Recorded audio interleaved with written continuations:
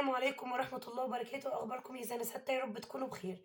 النهاردة بإذن الله هناخد المفهوم الثاني لمادة العلوم للصف السادس الابتدائي الترم الثاني، وهنبدأ في المفهوم الثاني حصة رقم 1، وهناخد الدرس الأول فيها. وكان بيبدأ المفهوم بتعريف الطقس، وبيقول لنا إن الطقس هو حالة الجو خلال فترة زمنية قصيرة، سواء يوم أو أسبوع أو شهر. يبقى الطقس هو عبارة عن حالة الجو خلال فترة زمنية قصيرة.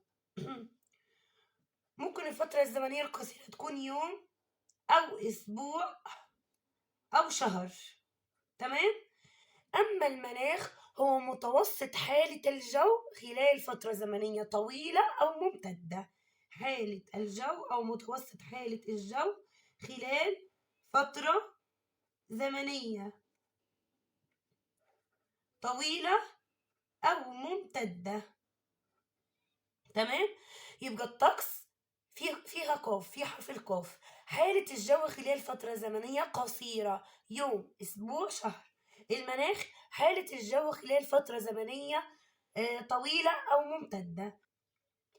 بعد كده في سؤال عندنا يا سنة ستة بيقول أسباب تغير الطقس.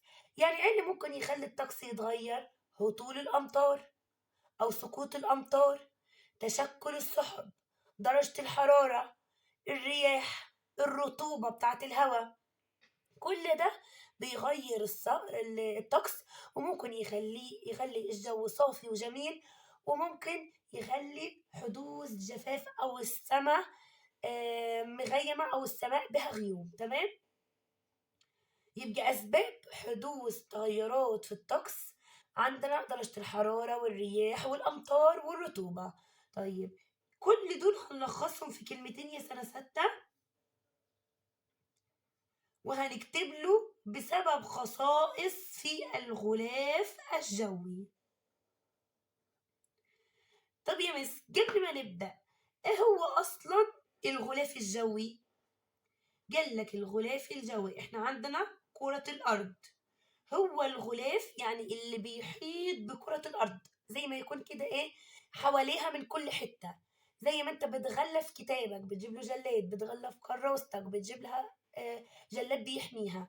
إحنا الكرة الأرضية بتاعتنا محمية أو متغلفة بغلاف اسمه الغلاف الجوي. يبقى الغلاف الجوي هو عبارة عن غلاف بيحيط بالكرة الأرضية.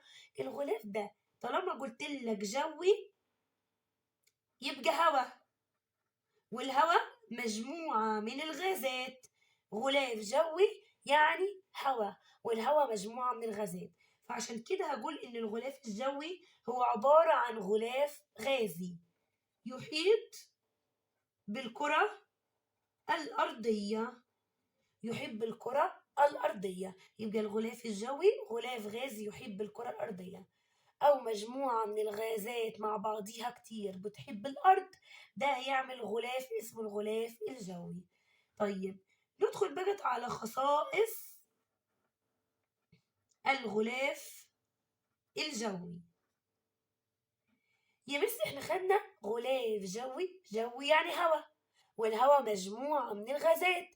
طب الهوا ده هيضغط على الأرض ولا مش هيضغط على الأرض؟ أكيد هيضغط على الأرض يا مس، وهيبقى ليه كثافة. تمام؟ فالغلاف الجوي من ضمن الخصائص بتاعته حاجة اسمها الضغط الجوي. والضغط الجوي يا سنة ستة من أهم الأسئلة اللي بتتكرر دايما في الامتحانات. تمام؟ طيب إيه هو الضغط الجوي؟ جوي يعني فيه هواء. طب نكتبها إزاي؟ نقول له هو عبارة عن وزن عمود من الهواء. وزن عمود من الهواء فوق منطقة ما. يبقى هو وزن عمود من الهواء فوق منطقة ما. وزن عمود من الهواء فوق منطقة ما. طيب ممكن نكتب كده عشان احنا زودنا ألف ولام زيادة، هي وزن عمود من الهواء فوق منطقة ما. طيب تاني تعريف يا سنة ستة للضغط الجوي، قال لك هو مقدار القوة التي يؤثر بها الهواء على البيئة المحيطة. مقدار القوة التي يؤثر بها الهواء على البيئة المحيطة، معنى كده إن جو يعني هواء، والهواء قوة هتضغط على البيئة فتعمل ضغط اسمه الضغط الجوي. يبقى الضغط الجوي وزن عمود من الهواء فوق منطقة ما، أو مقدار القوة التي يؤثر بها الهواء في البيئة المحيطة أو على البيئة المحيطة. من أهم التعريفات اللي بتتكرر دايما في الامتحانات.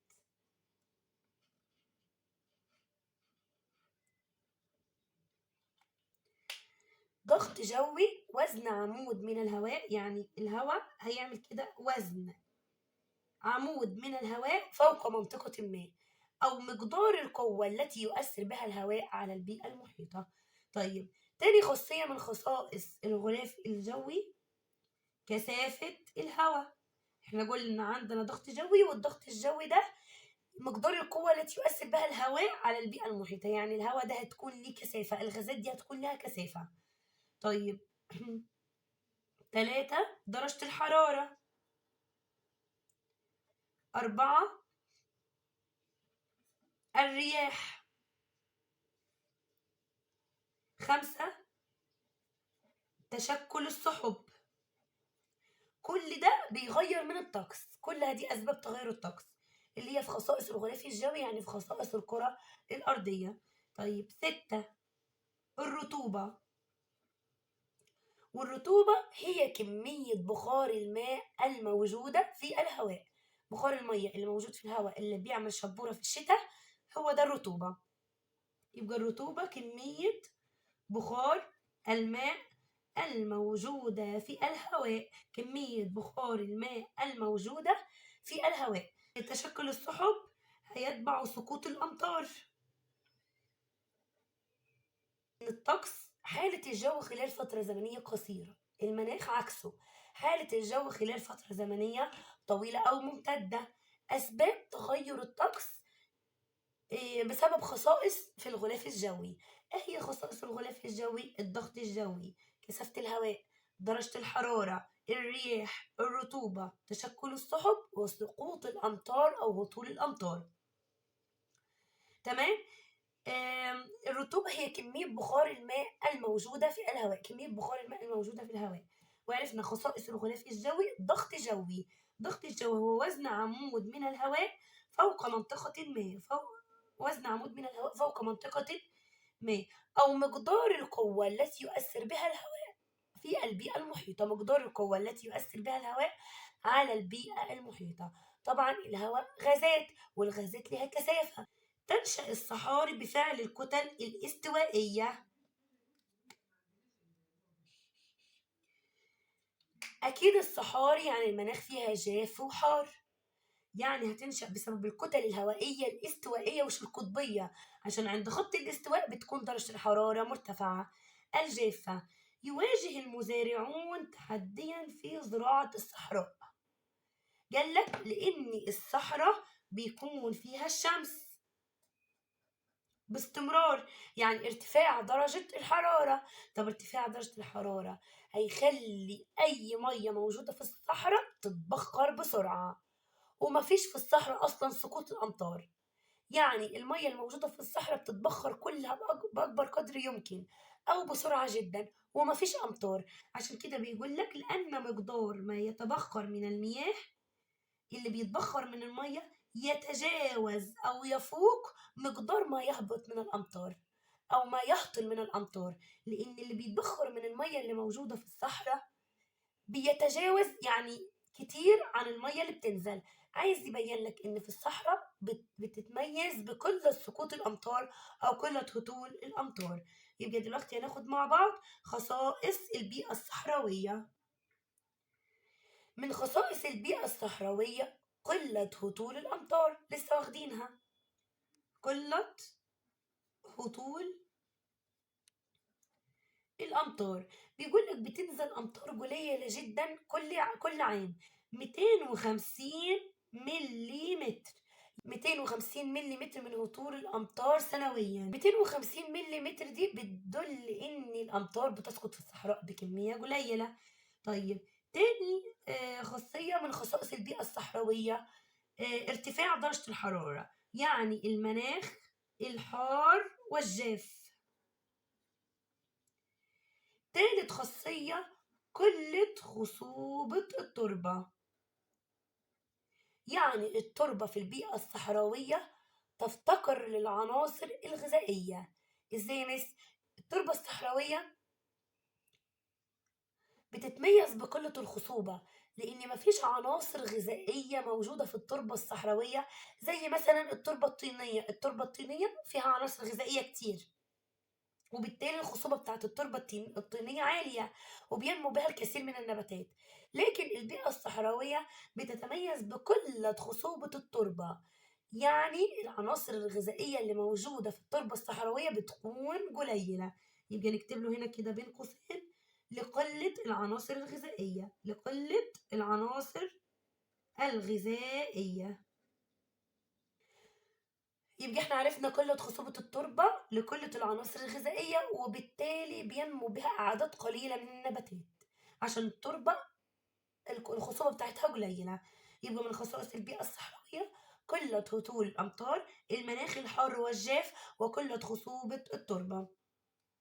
طيب طرق لتحسين جودة البيئة الصحراوية.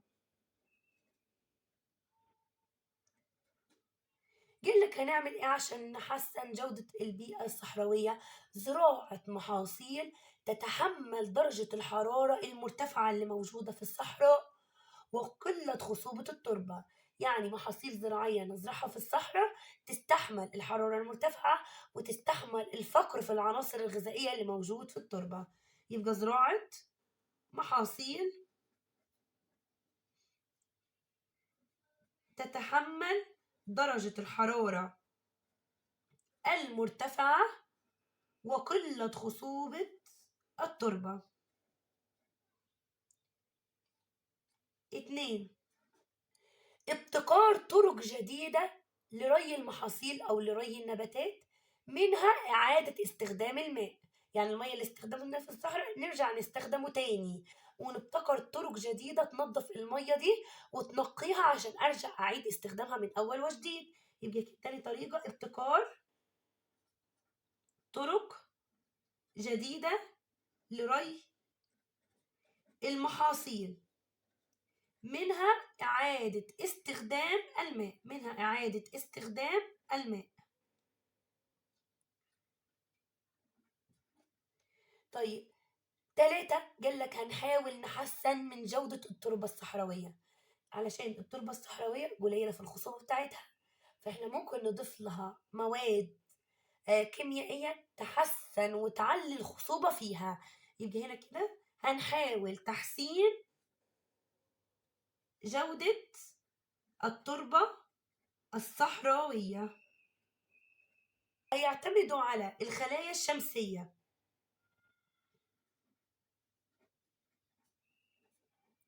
علشان في شمس هيستفادوا منها. الشمس دي هيصنعوا منها الخلايا، الشمس أقصد هيستفادوا منها إزاي؟ هيروحوا يحطوا خلايا شمسية في الصحراء تمتص أشعة الشمس وتحولها لطاقة كهربية. الفلاح يقدر يستخدم الطاقة الكهربية لتشغيل معدات الري، يقدر يستخدمها لتشغيل المزارع بتاعته. تمام؟ وبرضو يستخدموا التوربينات. طبعا في الصحراء الرياح بتهب بكمية شديدة، أول ما الرياح تهب هتبدأ التوربينات تتحرك وتلف. طيب التوربينات لما تلف برضو تعمل على توليد الكهرباء، تمام، لتشغيل مزارعهم. يبقى الخلايا الشمسية وتوربينات هوائية لتشغيل المزارع. خلايا شمسية يعني هيستفادوا من أشعة الشمس، والتوربينات الهوائية برضو هيستفادوا من هيستفادوا من الرياح الشديدة الموجودة في الصحراء، وهما الاتنين هيتولدوا كهرباء عشان يشغلوا المزارع بتاعتهم.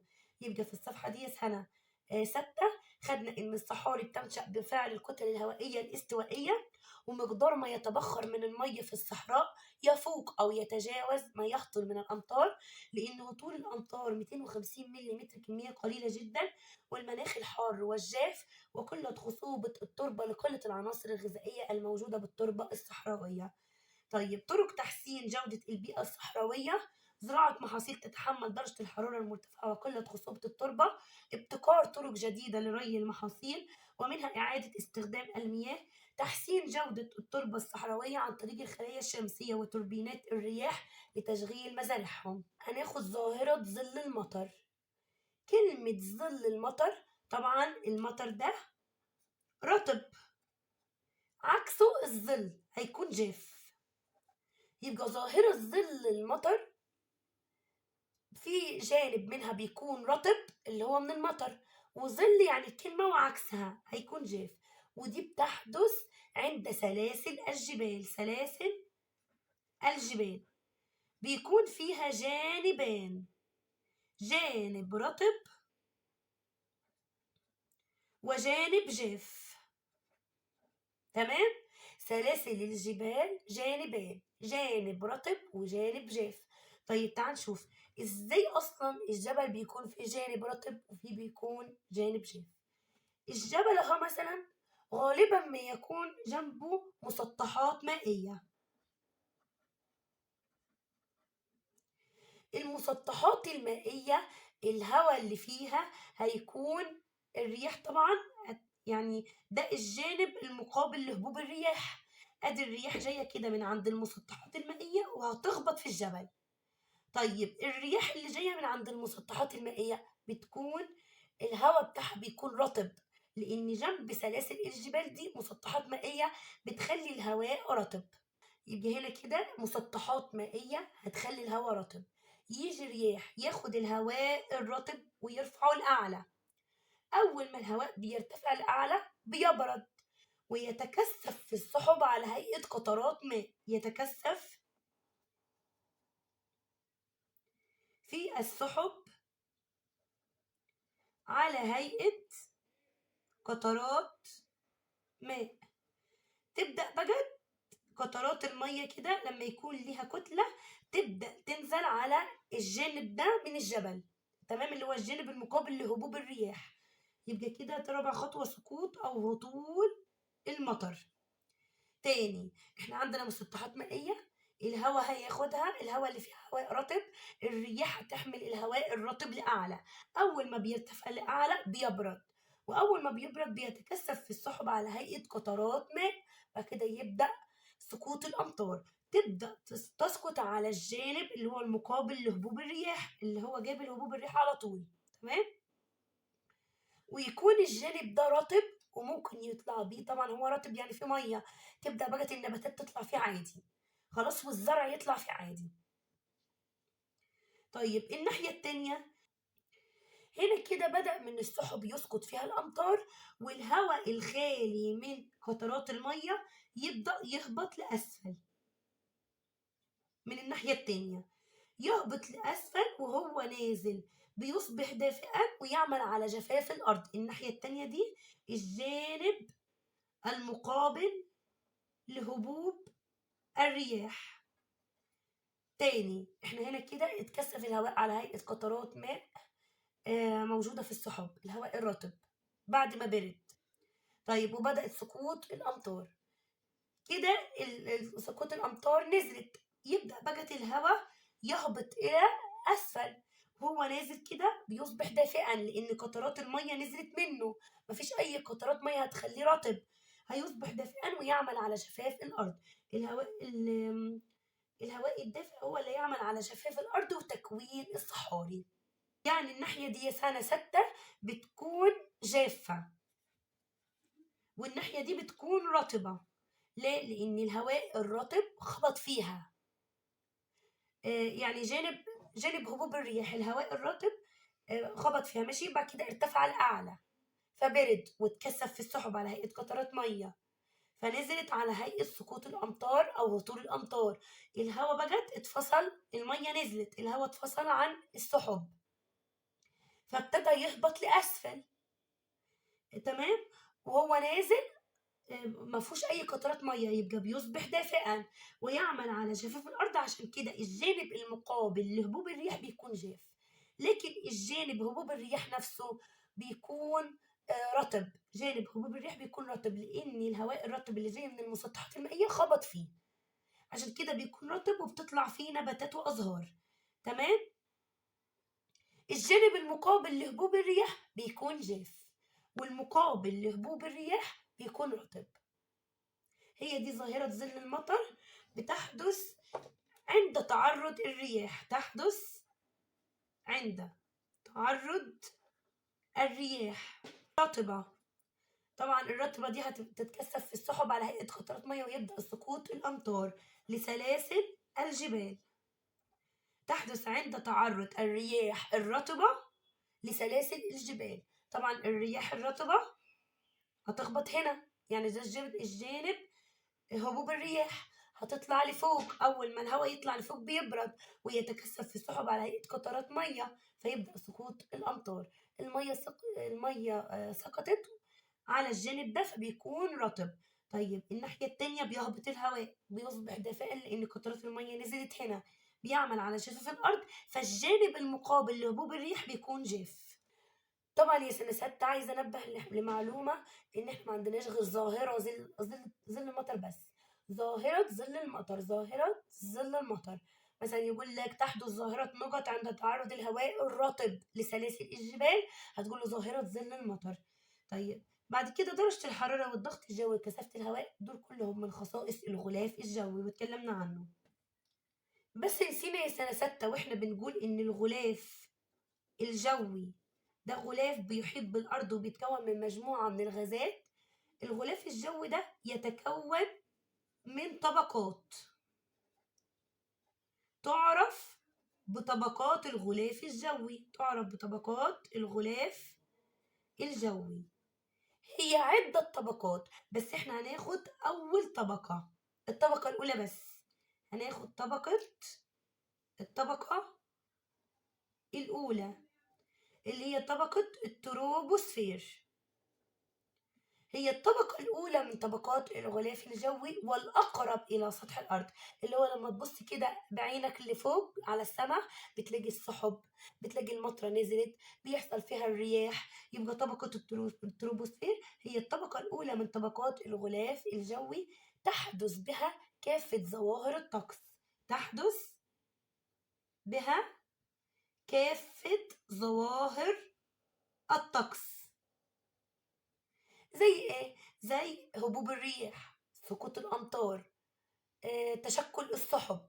كل ده بيحصل في اول طبقه اللي هي طبقه التروبوسفير. يبقى المسؤوله عن عوامل الطقس هي طبقه التروبوسفير، الرياح، سقوط الامطار، تشكل السحب، درجات الحراره، كل ده بيحدث في التروبوسفير اللي هي الطبقه الاولى. يبقى الغلاف الجوي اللي بيحيط بالارض بيتكون من طبقات. اول طبقه بس هندرسها هي طبقه التروبوسفير اللي بتحدث بها كافة ظواهر الطقس. طبعا يا سنة ستة لو احنا عندنا جبل فوق هنا كده هيبقى اسمه قمة الجبل، وتحت هيكون اسمه سفح الجبل. العلاقة عكسية، يعني لما اقول لك واحنا فوق هيحصل آلة ضغط، ما تقوليش يا ميسي احنا فوق يبقى الضغط هيزيد واحنا تحت الضغط هيقل. قال لك لا، كل العلاقات اللي هناخدها علاقات عكسية. كل العلاقات اللي هنبنيها مع بعض علاقة عكسية. يعني لما اقول لك فوق هتقول لي بيقل الضغط، لما اقول لك تحت تقول لي بيزداد الضغط. لما اقول لك فوق يقل الضغط، ولما اقول لك تحت يزداد الضغط. علاقة عكسية. طيب تعالى نمسك درجة الحرارة. درجة الحرارة عند القمة بتكون أقل من درجة الحرارة عند السفح، ودرجة الحرارة عند السفح اللي هو تحت خالص أعلى من درجة الحرارة عند القمة. طيب نيجي للضغط الجوي. الضغط الجوي عند القمة أقل بكثير من الضغط الجوي عند السفح، والضغط الجوي عند سفح الجبل تحت أعلى من الضغط الجوي عند القمة، عكس بعض. تمام؟ طيب نيجي لكثافة الهواء. كثافة الهواء عند القمة أقل من كثافة الهواء عند السفح، وكثافة الهواء عند السفح أكبر من كثافة الهواء عند القمة. علاقة عكسية، لما أقول لك عند القمة هيحصل كثافة الهواء، القمة فوق، يبقى كثافة الهواء هتقل. لما أقول لك الضغط الجوي عند السفح اللي هو تحت هيحصل له إيه؟ تقول لي الضغط الجوي هيزيد، عكس بعض. طيب درجة الحرارة عند القمة فوق، يبقى درجة الحرارة هتقل. رحت قلت لك درجة الحرارة تقل كلما هي بتقل، فوق ولا تحت؟ قلنا عكس، قال لك تقل يبقى تبقى فوق. يبقى كلما ارتفعنا إلى أعلى، كلما ارتفعنا إلى أعلى. يعني تحت عند السفح بتكون درجة الحرارة مرتفعة عالية، وكل ما بنطلع درجة الحرارة بتنخفض. علشان كده بعض الأحيان بنلاقي على قمم الجبال من فوق ثلج، معنى كده إن درجة الحرارة انخفضت وقلت عند القمة. نفس الحكاية لما أقول لك مثلا الضغط الجوي يقل عندما، أنا بقول لك الضغط الجوي بيقل، يبقى كلما أو عندما ارتفعنا الأعلى، عندما ارتفعنا إلى أعلى. كثافة الهواء تقل، تقل يعني قلت. طب هي إمتى بتقل؟ العكس، يبقى برضو كلما ارتفعنا الأعلى، كلما ارتفعنا لأعلى. أكمل. درجة الحرارة عند القمة هي فوق، يبقى أقل من درجة الحرارة عند السفح. كثافة الهواء عند القمة فوق، أقل من كثافة الهواء عند السفح. الضغط الجوي عند القمة أقل من الضغط الجوي عند السفح. طيب نتكلم بقى على الغازات. في سؤال فوق هنا بيقولك الغازات الخفيفة. طيب هي الغازات الخفيفة يعني قليلة في الكثافة بتاعتها. طيب هي قليلة يبقى هتبقى فوق ولا تحت؟ أنا بقولك أقل كثافة، يبقى هتبقى فوق ولا تحت؟ فوق، يعني هتكون على أكبر ارتفاع. خلاص، يبقى الغازات الخفيفة الأكبر كثافة تكون أكبر ما يمكن كلما زاد الارتفاع، كلما زاد الارتفاع. يعني بتكون أكبر ما يمكن كلما زاد الارتفاع. عشان بقول لك غازات خفيفة، خفيفة يعني قليلة، والقليل هيكون فوق. طبعا غاز الأكسجين وثاني أكسيد الكربون والنيتروجين بيبقى النسبة بتاعتهم عالية فين؟ تحت. وكل ما بنطلع النسبة بتاعتهم بيحصل لها إيه؟ بتقل. يبقى الغازات نسبتها عالية تحت عند السفح. خلاص، وكل ما بنطلع الكثافة بتاعت الغازات بتقل. علشان كده لو احنا بنصعد جبل لازم نركب على ظهر أنبوبة من الأكسجين، لأن كل ما بنطلع غاز الأكسجين يفضل يقل يقل يقل. تمام. طبعا من الغازات اللي موجودة فوق ووزنها خفيف جدا الهيليوم، هو اللي موجود فوق خالص، هتلاقوه وانتوا بتحلوا. تمام. لكن غاز الأكسجين من الغازات اللي هي نسبتها عالية. غاز الأكسجين 21%، يعني نسبته عالية مش قليلة، وبتتنفسه جميع الكائنات الحية. والنيتروجين وثاني أكسيد الكربون نسبتهم عالية تحت. كل ما بنطلع كل ما بيقل نسبة غاز الأكسجين. عشان كده وإحنا بنصعد الجبل لأعلى بنحتاج إلى أنبوبة تنفس، لأن كل ما بنصعد الأكسجين بيقل. تمام.